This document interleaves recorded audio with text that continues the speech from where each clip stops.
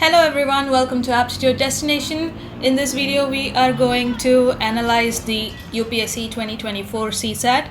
I hope that you all are very relieved because I just went through the paper and it was comparatively very easy compared to the last year, and we didn't get a lot of concepts that we thought we would get from last year's analysis, but overall the paper was very easy if you ask me. So I have done my analysis part. I have also tried to solve the question paper, and I will be solving the 2024 CSAT paper soon, and I'll be posting the answers as well in shorts and in videos if it's going to take longer than a minute, and I will be putting it in a playlist as usual.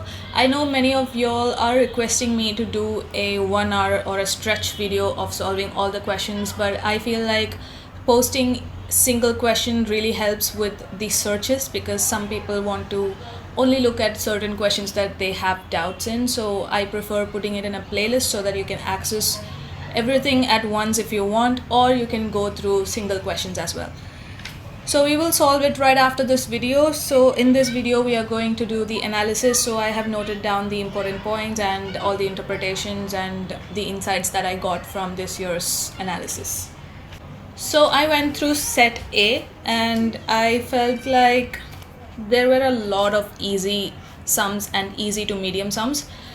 So many of the sums were like you were able to solve it in your mind itself, and I think there was one question where you had to see if 1,000 meter cube was 1 hectare or something like that. So it was completely dependent on your memory. So that was one question. So these are going to take like seconds for you to solve, so that will allow you with more time for the difficult questions. We have 10 difficult questions, 20 medium questions, and 23 easy questions. So I have rounded off a bit because I felt like there were only 5 to 7 difficult questions and there were among 20 to 22 medium questions, and others were all easy, very easy. I just rounded off these numbers and totaled it to 10 difficult questions, 20 medium questions, and 23 easy questions.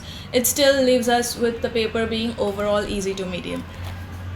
So let's just hope the cutoff of GS paper 1 is not going to skyrocket because of this. Based on the topic wise analysis, we have logical to be the highest, because we had a lot of variations in logical, like syllogism, operations with symbols, and greater than or equal to, alphabet coding, decoding, alphabet sequence, logical sequence, coding, decoding. So basically we had around 11 logical questions, and if you take logical arithmetic questions, which had to deal with like numbers of adding and subtracting and all those things, we had around 8.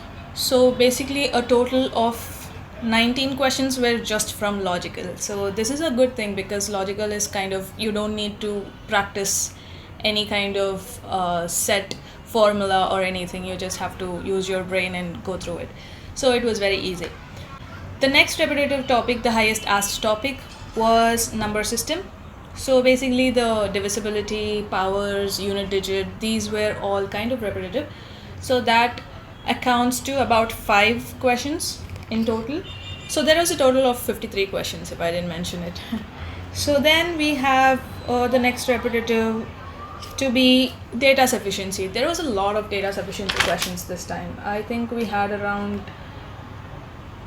9 questions of data sufficiency, and it was all I think they kind of incorporated the concepts of, let's say, time and speed or sum product or averages or ages. All these concepts, they just incorporated it into data sufficiency, which makes it a little bit trickier than solving it, because while you're solving it, you'll just know the answers, that there is a fixed answer and you can just see the option and click on it.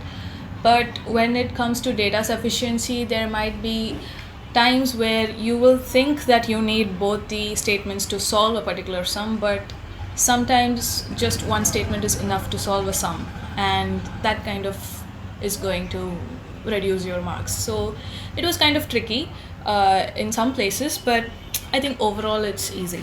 So the other The other concepts that we had, the other topics that were covered were time and work was asked 2 times, and we had profit and loss just once, factors of numbers, that is HCF, LCM. We didn't have LCM. We had HCF, so that's not even HCF, just the common factors. So that accounted to 2 problems, and then we had a partnership problem, that is ratio and proportion, falls under percentages as well.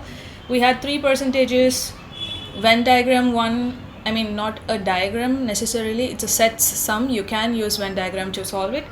We had ages, one sum just in ages and one that was asked in data sufficiency. And then we had two clock questions, one calendar question, 2 direction questions, which were very easy. If you ask me, direction questions are the simplest, right? You cannot trick anyone with the direction questions. So we had, I guess the others are all the data sufficiency question. So talking about the concepts that were not touched at all, so that is permutation and combination.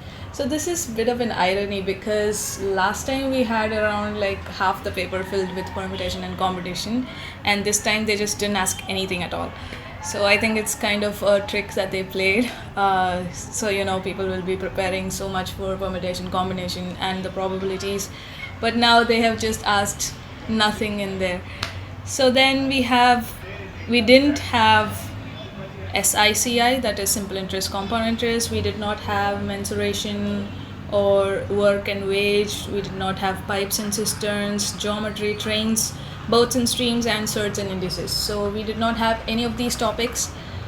I am generally making this video to show that you cannot really depend on UPSC's strategy, because they are so unpredictable, and I think they want to keep that as their USP, and they are wantedly following that, because last time I saw so many videos and so many blogs and everything where they said that permutation and combination is going to be the most asked topic in the coming years. But to see that there was none asked this year, it's kind of very unpredictable, but I guess we can work with that. So after this video, I'll be solving all the questions. Comment down below if you want any guidance, or if you want me to solve any particular question first, or also comment down below how you did in the exam.